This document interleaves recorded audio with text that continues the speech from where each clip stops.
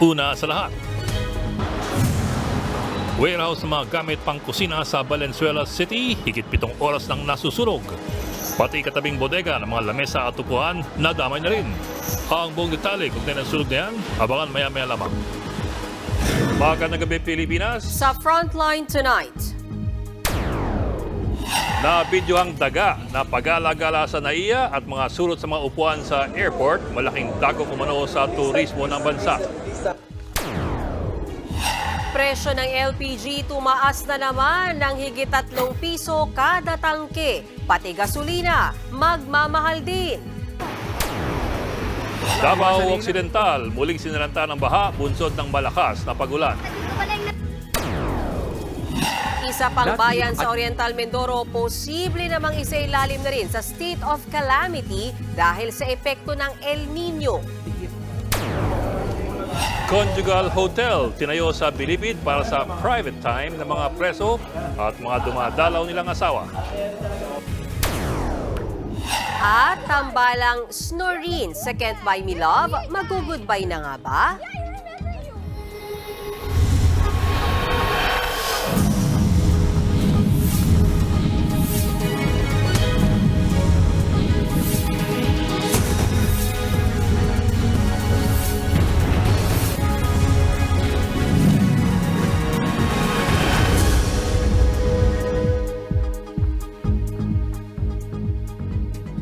Unang araw ng Fire Prevention Month, kaliwat ka ng sunog agad ang sumiklab. Kabilang po dyan ang isang bodega sa Valenzuela City na mahigit 7 oras na pong nasusunog.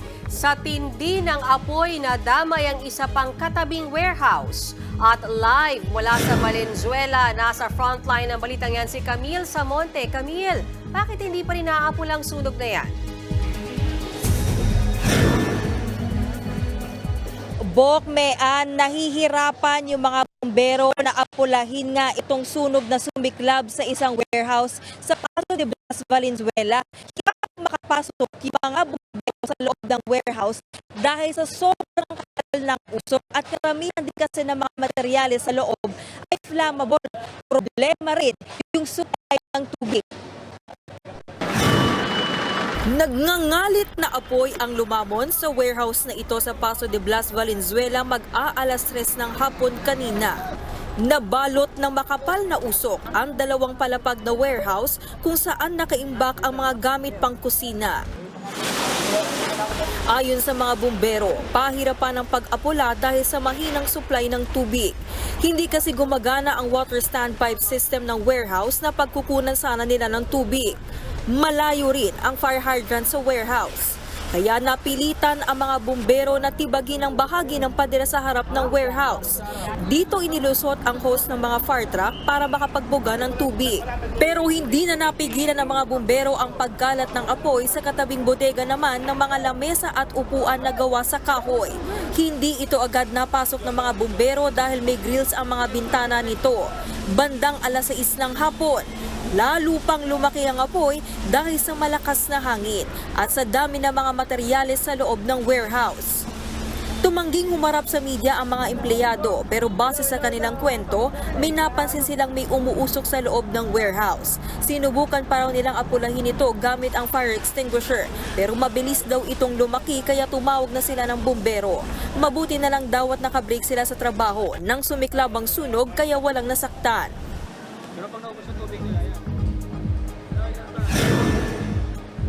Bokmean, palaisipan pa rin kung ano ang mitya ng sunog. Ayon, tingin nga ng BFP, posibleng abutin pa bukas ng umaga bago tuluyang maapula ang sunog. Bokmean?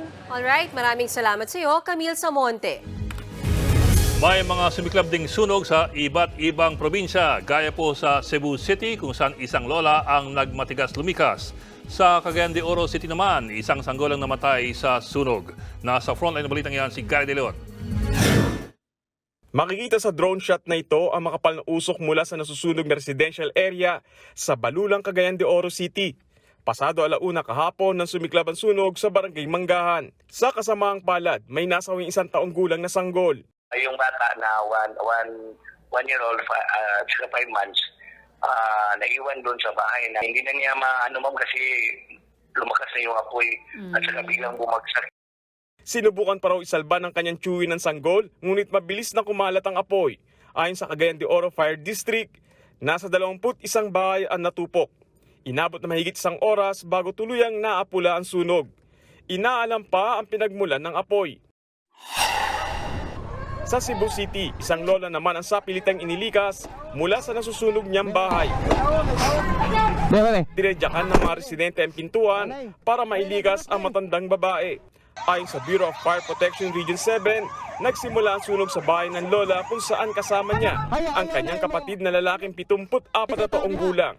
Nadamay rin ang 2 pang katabing bahay. Yung tinitignan ng ating mga investigators ay posible sa pagluluto at saka pangalawa, posible sa kuryente.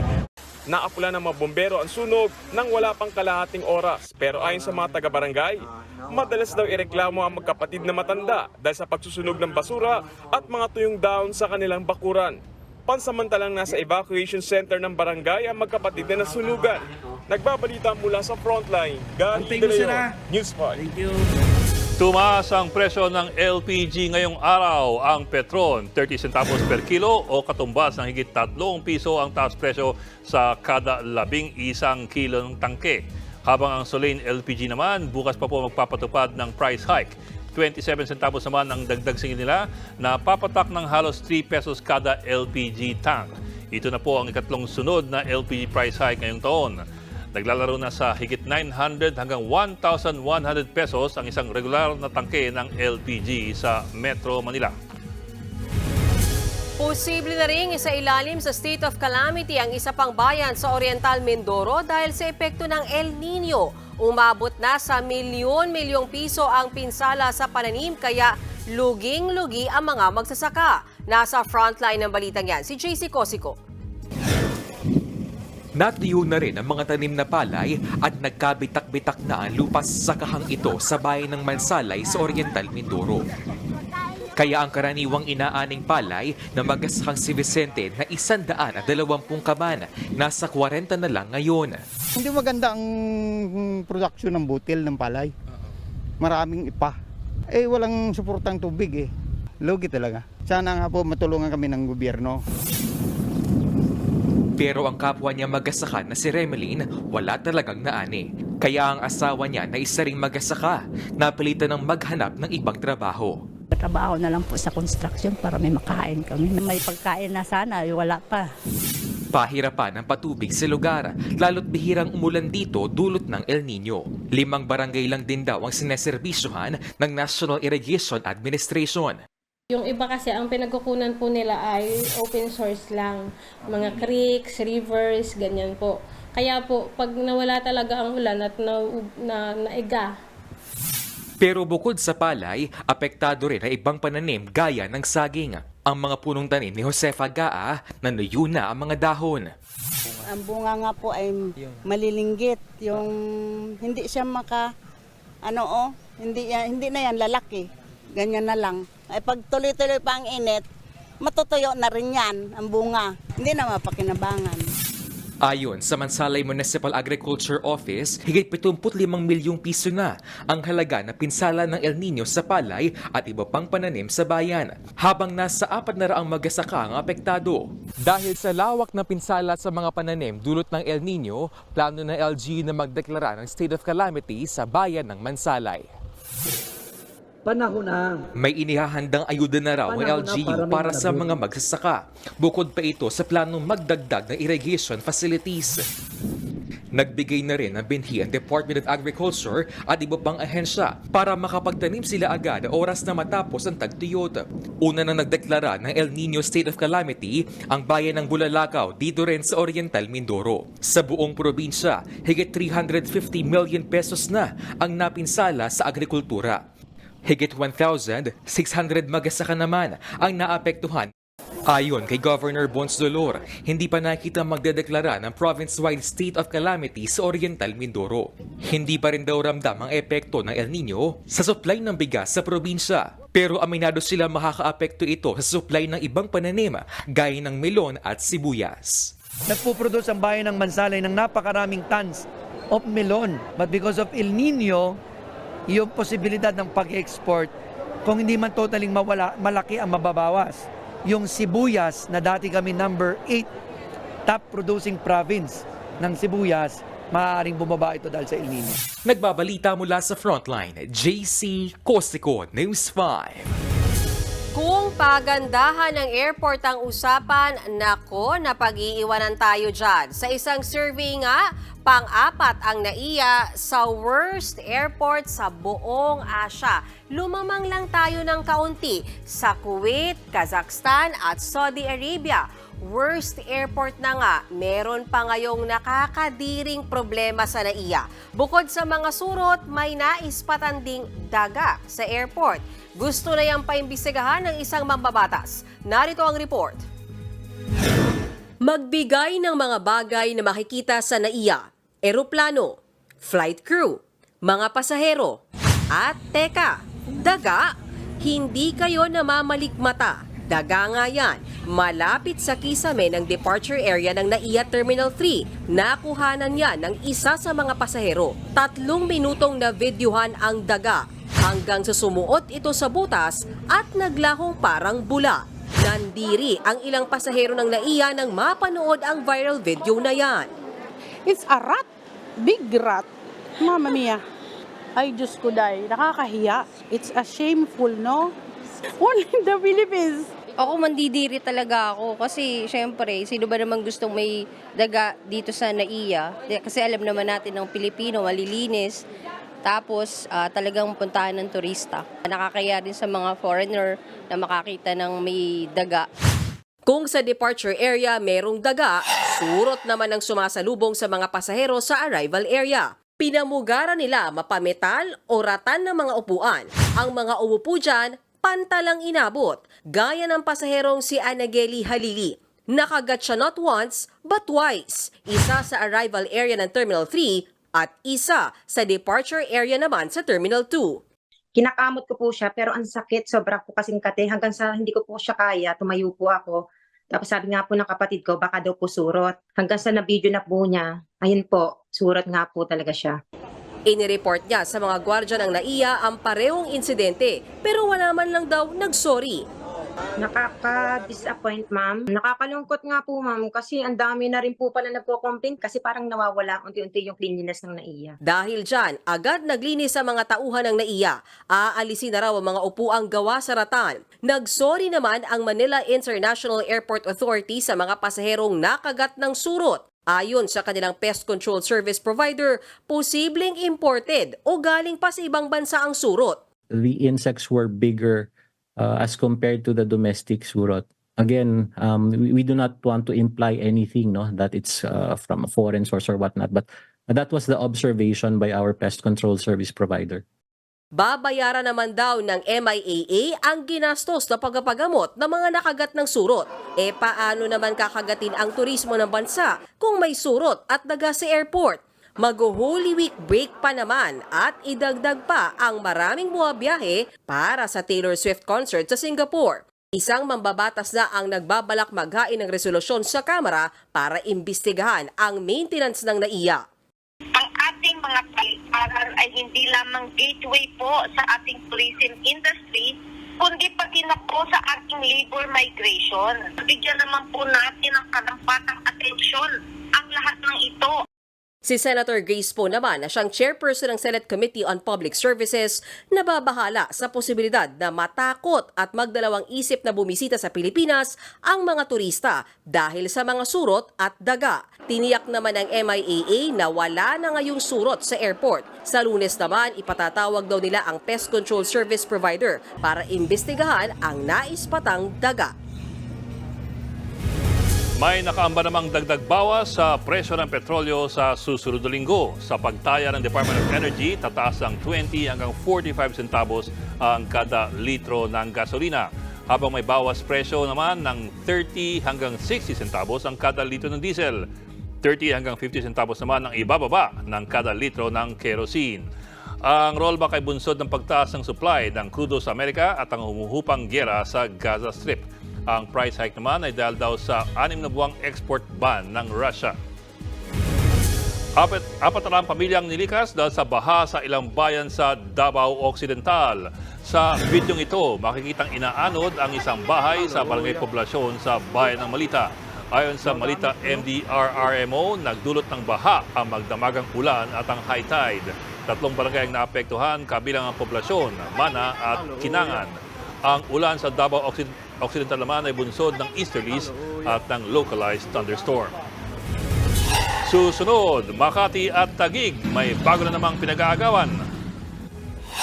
Drag artist sa Sipura Luca Vega nakalaya na ulit matapos makapagpiyansa.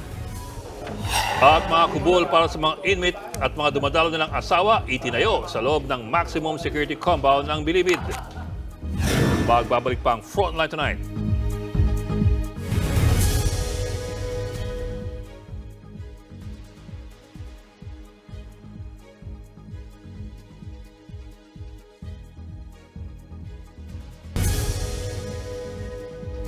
May bagong pinag-aagawan ang Makati at ang Taguig. Yan po ang Makati Park and Garden. Nagkaroon pa nga kanina ng konfrontasyon, mga tauhan ng dalawang lungsod. Nasa frontline na balitang yan si Reynel Pawid.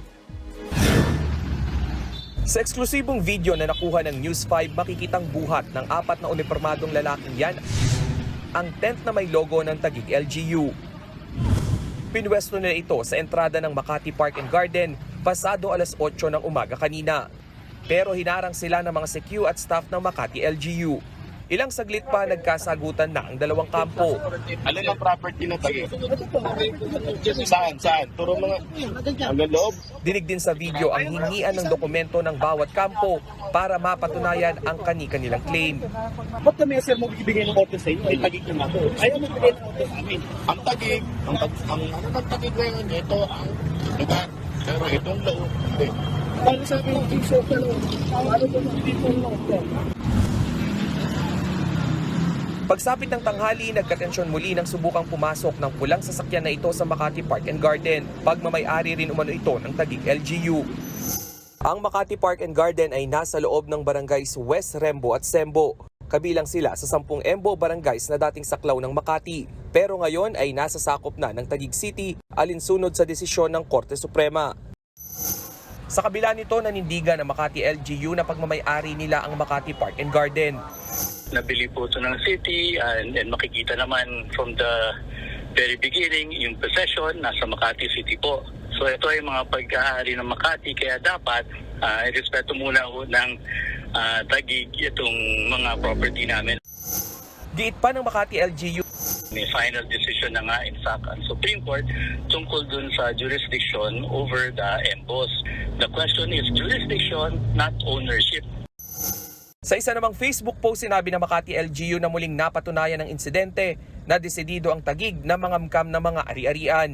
Gusto rin daw ng Taguig na magpakasasa sa mga naipundar ng Makati. Giit pa ng Makati LGU, dapat mas inuuna ng Taguig ang pag-aayos ng kulang na serbisyo sa Embo Barangay sa halip na pangangamkam.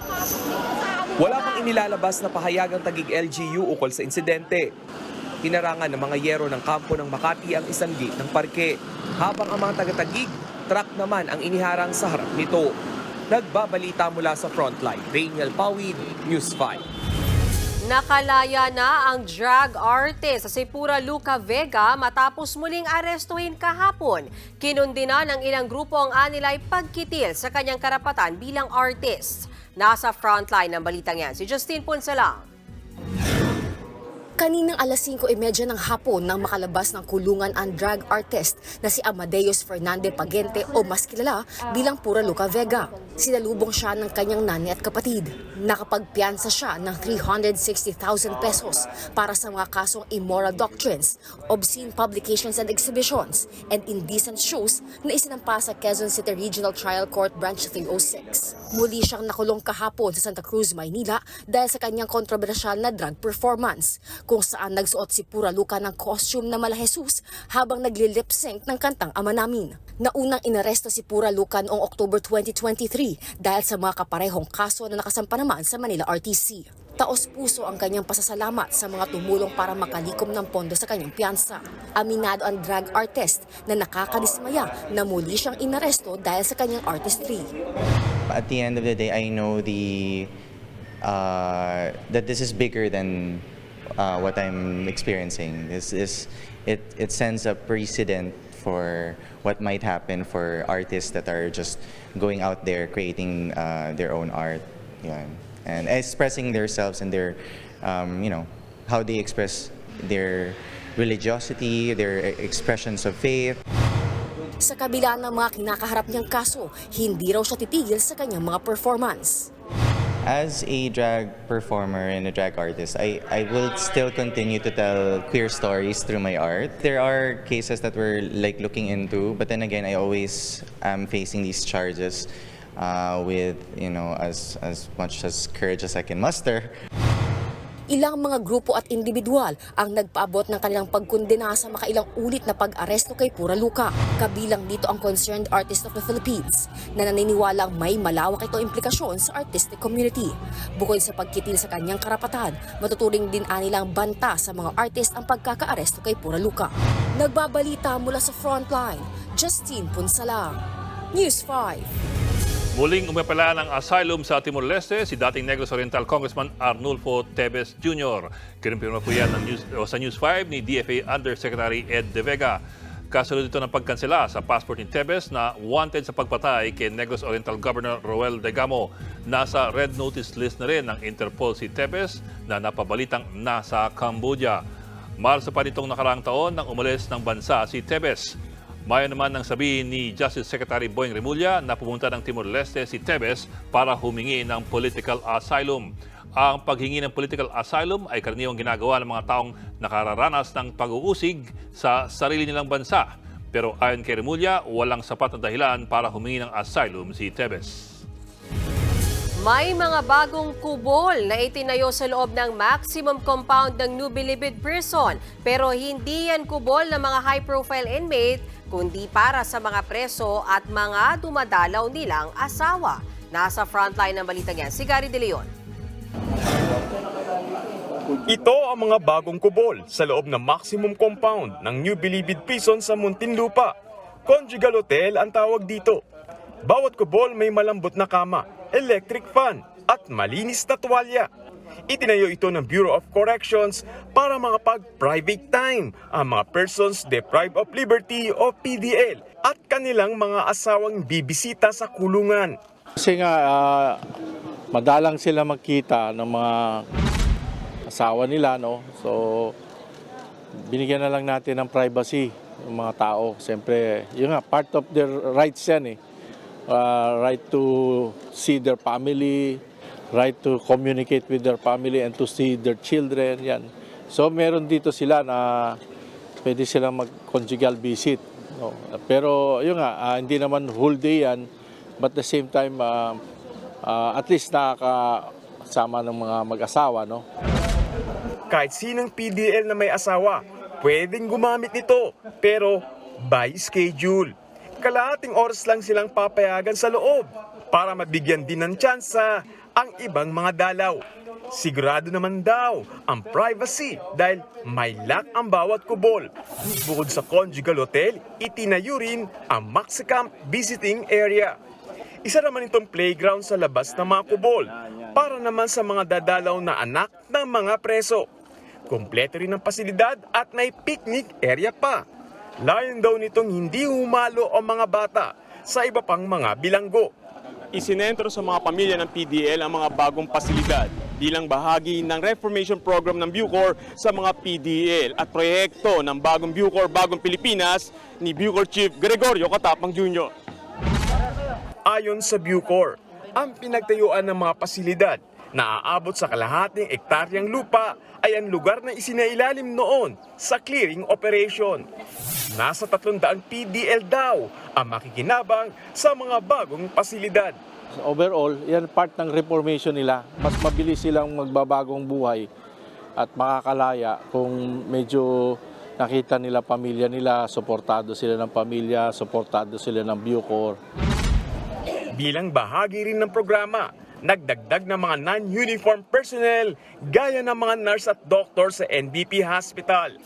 Samantala, inanunsyo ng Bucor na higit 700 PDL ang napalaya mula sa mga regional penal farm facilities sa buwan ng Pebrero. natapos na raw nila ang kanilang mga sentensya. Nagbabalita mula sa Frontline, Gary De Leon, News 5. Susunod, PNP nagbabala sa mga ibinibentang murang plane tickets online. Baka raw, scam yan. Sara Labati at Richard Gutierrez, kumpirmado na ang hiwalayan. At tambalang Snoop at Irene, mag-goodbye na nga ba sa Can't Buy Me Love? Tutok lang mga kapatid dito sa Frontline Tonight.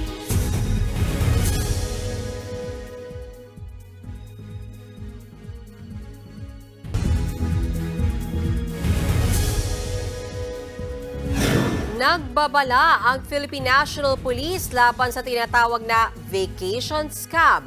Kung ano yan, alamin natin sa report ni Brian Castillo. Boracay na, naging bato pa. Ganito ang sinapit ni Von matapos mabiktima ng scammer. Plano sana nilang magbakasyon ng kanyang mga kaibigan sa Boracay ngayong buwan.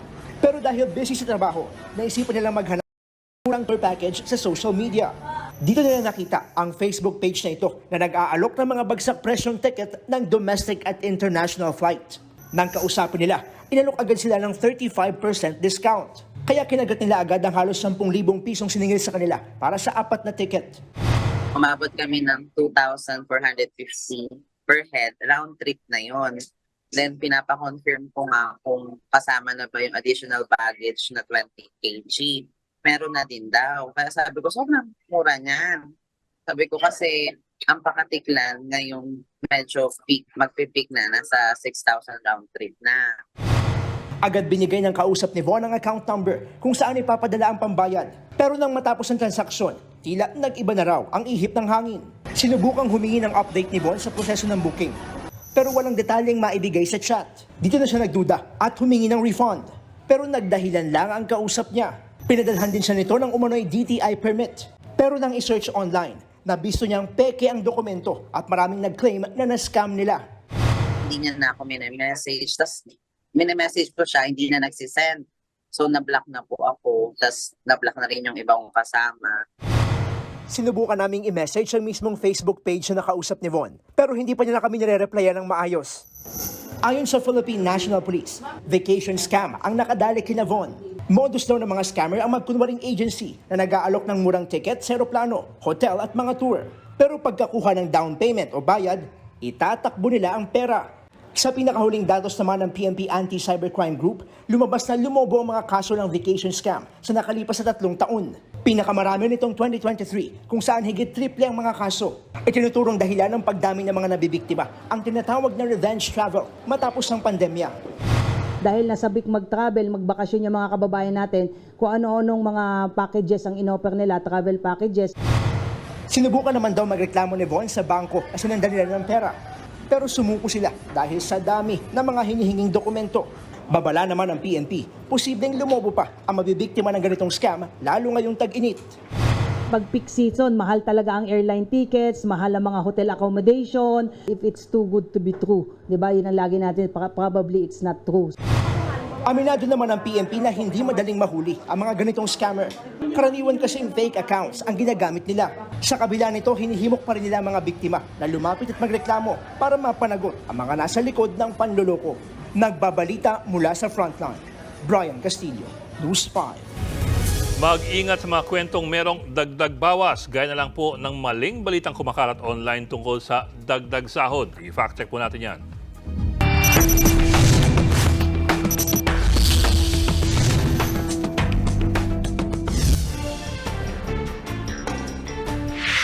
Panukalang 100 pesos na dagdag sahod sa arawang minimum wage sa mga manggagawa sa pribadong sektor lusot na raw sa Senado. Pero bago pa yan, kumalat na po online ang isang video na nagsasabing lahat ng manggagawa ay makikinabang dito. Mababasa pa sa thumbnail image ang pahayag na buong Pilipinas daw ay may dagdag pasahod at gagawing 1,000 pesos per day ang minimum wage ng lahat. Ginamit sa video ang pinagtagpi-tagping pahayag ng mga senador tungkol sa dagdag sahod ng mga manggagawa. Sa ngayon, ang video ay meron ng 21,000 views. Pero mga kapatid, huwag munang umasa sa mga binabalita ng video dahil yan po ay hindi po totoo. Sinuri po yan ng ating fact-checking partner na Facts First PH. Ang pinasa ng Senado na 100 pesos na aumento ay para lamang po sa minimum wage earner sa pribadong sektor. Hindi kasama sa aumento ang mga kumpanyang 10 pababa ang empleyado, mga barangay micro-business enterprises at mga negosyong hindi tataas sa 3 million pesos ang kanilang kapital. Wala rin pong anunsyo na gagawing 1,000 pesos ang minimum salary. Ang kasalukuyang minimum wage ay naglalaro mula 306 hanggang 610 pesos para sa iba't ibang rehiyon sa ating bansa. Kaya mga kapatid, huwag po agad maniwala sa mga kumakalat na bali-balita online. Tiyakin na sa reliable at credible sources po tayo kumukuha ng tamang impormasyon.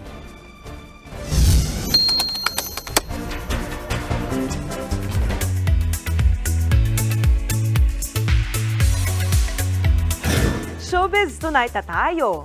Kinumpirma na ni Sara Labati ang hiwalayan nila ng longtime partner niyang si Richard Gutierrez. Habang ang Snoreen Love Team naman ng Can't Buy Me Love, magpapaalam na nga ba? Alamin natin yan sa report ni MJ Marfori. Who's your date? Mama mo! Mama ko? Ikis-kis mo sa gilid eh! Kiss! Hit na hit ang mga eksena ng tambalang Snoreen o Snoop at Irene played by Anthony Jennings at Maris Racal sa Can't Buy Me Love. Pero ang love team na yan, mag-go-goodbye na. Usap-usapan yan kasunod ng latest post ni Maris na that's it for Snoreen. Salamat sa pagmamahal. Ang ilang fans, humirit pa ng more Snoreen scenes sa serye. Sa podcast ng directors ng serye na sina Antoinette Hadaune at JP Habak, natutuwa raw sila sa unexpected chemistry ni Maris at Anthony. Revelation pa ni Maris, ang ilang trending scenes nila wala sa script. Who's your date? Sabi niya, mama mo. Tapos wala yung script. Nateka na back ako kasi parang, wait lang, gets ko yung mama mo eh. Tapos tatawa pa dapat ako. Tapos wait, si Irene ako. Sabi ko, what's mama mo? Sabi ko sa mama ko? Sabi niya, oo, mama mo. Mapapanood ang Can't Buy Me Love Lunes hanggang Biyernes, 9:30 p.m. dito sa TV5. Ito naman ang confirmed. Hiwalay na si Sara Labati at Richard Gutierrez. Kinumpirma yan ni Sara sa isang panayam sa isang event sa Taguig. Sabi pa ni Sara, considered single na siya. Klaro na raw ito sa publiko at sa kanila ni Richard. Nakalipat na rin daw ng bahay si Sara nitong January at co-parenting na lang sila ni Richard at 3 nitong anak. It's one of the best things that ever happened to us. Ganyan inilarawan ni Jericho Rosales ang pananatili ng friendship nila ng kanyang ex-wife na si Kim Jones. Sa interview sa isang magazine, shinare ni Echo na magkausap pa sila sa telepono ni Kim nang ilabas nila ang breakup announcement last January. Bagamat gets daw nila na nalungkot ang fans sa kanilang hiwalayan, naging daan naman daw ito para ma-transform ang dati nilang relasyon into a special friendship. Ang gusto raw nila, ma-inspire ang iba na pwede naman maging friends kayo ng inyong ex. Nagbabalita mula sa Frontline, MJ Marfori, News 5. Abangan, batang siyam na araw na trap sa gumuhong bahay sa Gaza nasagip. At Korean star na si An Boyun bibisita sa bansa para sa kanyang fan meet. Tuloy-tuloy ang balitaan dito sa Frontline Tonight.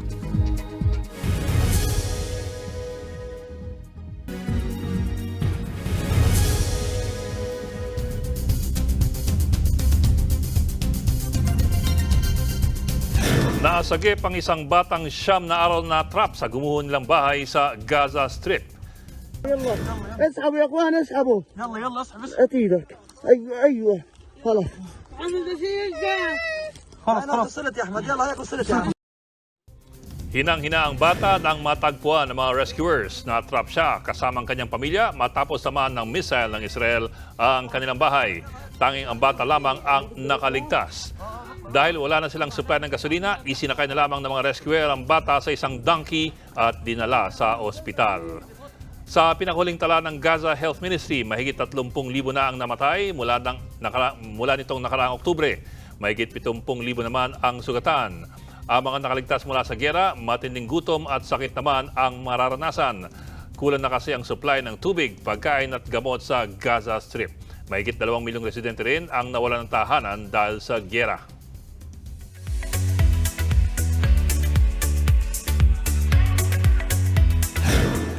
Overload ang K-pop fans sa sunod-sunod na fan meet ng mga Korean oppa. Una na dyan, si See You in My 19th Life actor and heartthrob An Bo Yoon. Nakaschedule ang kanyang first fan meet sa bansa sa May 25. Inilabas na ng organizer ang ticket prices. 3,000 pesos hanggang higit 10,000 pesos yan. Depende sa seat. Magsisimula ang ticket sales sa March 9.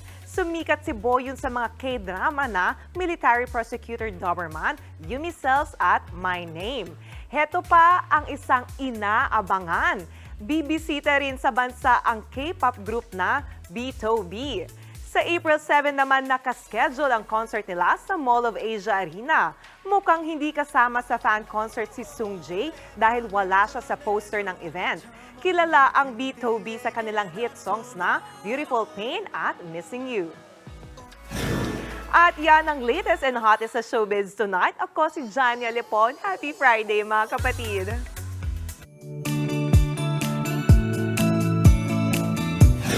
At para naman sa ating papaong pampa-good night, kakaibang art ang binida ng isang pintor sa bansang Cuba. Ang kanyang obra ginagamitan ng tobacco. Nagdo-drawing muna sa canvas ang pintor na si Milton Bernal. Saka siya kukuha ng basang dahon ng tabako at ididikit sa canvas na magsisilbing pangkulay sa obra. Patutuyuin lang ito at ang finished product, portrait na talaga namang unique. Dahil yan sa lutang na detalye ng ugat ng mga dahon. Ayon kay Bernal, ang mga ginagamit niyang dahon ay yung mga patapon na para raw mapakinabangan pa. Galing nga, no? Mukhang dahon. At least yun talagang bumenta sa akin. Ganda. So, yung pala yung snorin. Grabe, Akala ko na humihilik eh. Kanina hindi ko alam kung paano i-pronounce. Sabi niya sa akin, ano yun? Tutulungan pa ako. Hindi rin naman niya alam. Humihilik. It's a Friday. Snorin. At yan po 45 dito pag-imaya sa lagang headlines. Balitan at diskusyon para sa paghubog ng matalinong opinyon. Kami yung kasanggas pagbalita. Ako po si Mayan Los Baños. Ako naman po si Adling Gao. Hanggang sunod mga kapatid, magandang gabi.